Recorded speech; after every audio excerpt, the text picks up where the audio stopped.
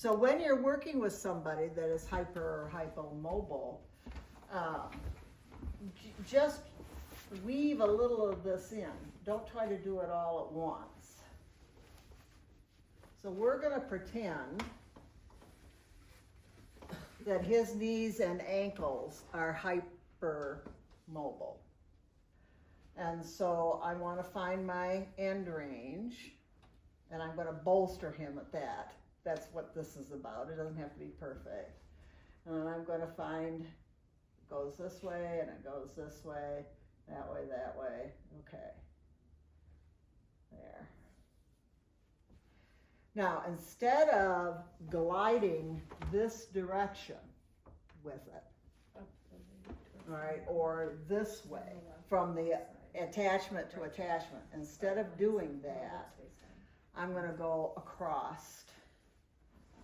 So I'm going to hold that there, and I'm going to come across.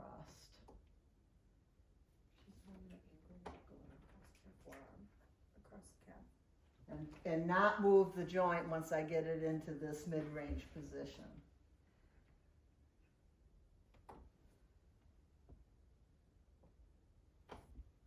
This hand is keeping this from moving around. So if you want to see what's happening, feel free to come up. Her left hand is holding his foot so that it doesn't move around. While she's working with her right. Yeah. Yep. But she's also holding her. So I'm essentially doing this, heel area with the other hand, which would be ease and bind, ease and bind.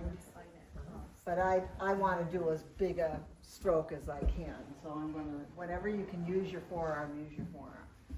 So I'm in here, got that line trapped right through here where the gastrocnemius comes into the soleus, and I'm just pulling it over. That's all. So, you know, we think we want to go from attachment to attachment, and I'm telling you not to. I'm telling you to stabilize them in mid-range and go across.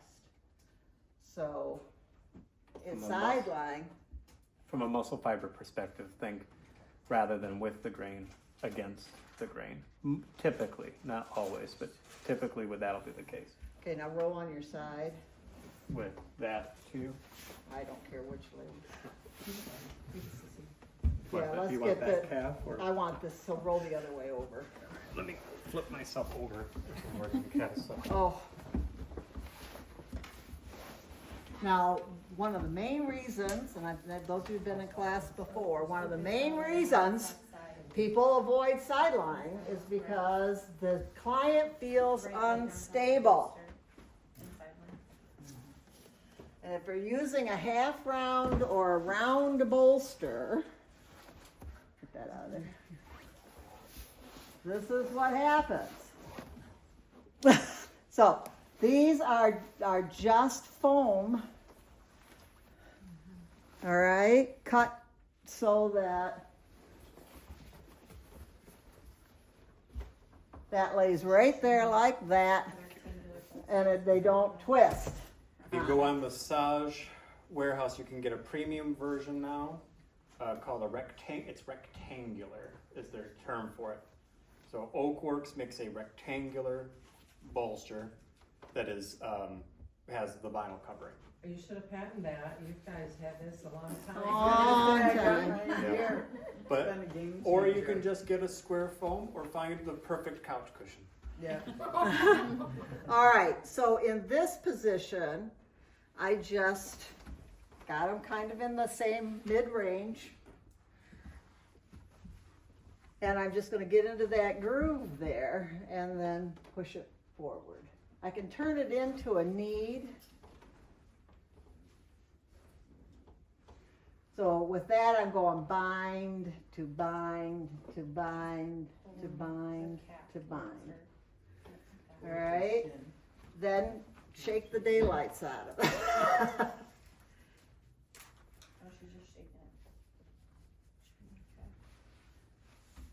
it. Then you could add, once you get that pushed over in there, you could have the distal joint roll in a small circle. Push down on the calf.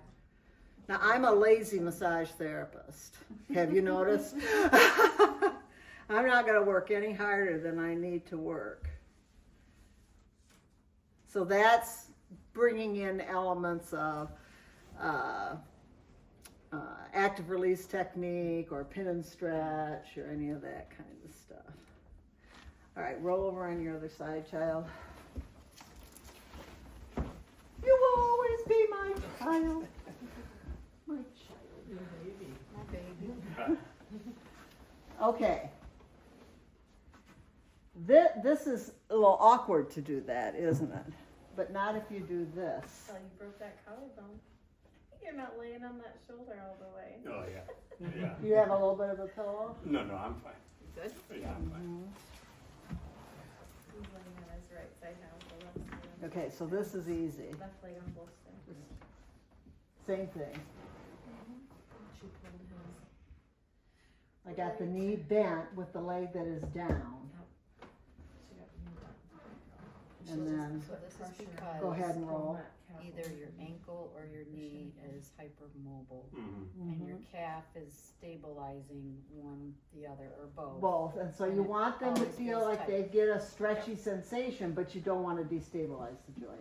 And because, Okay. in this example, even a little bit with these muscles attaching onto the fibular head that comes in where the hamstrings are. The idea is that you put the knee and the ankle in a position of ease, and then work on the soft tissue structures In between. in between against the grain.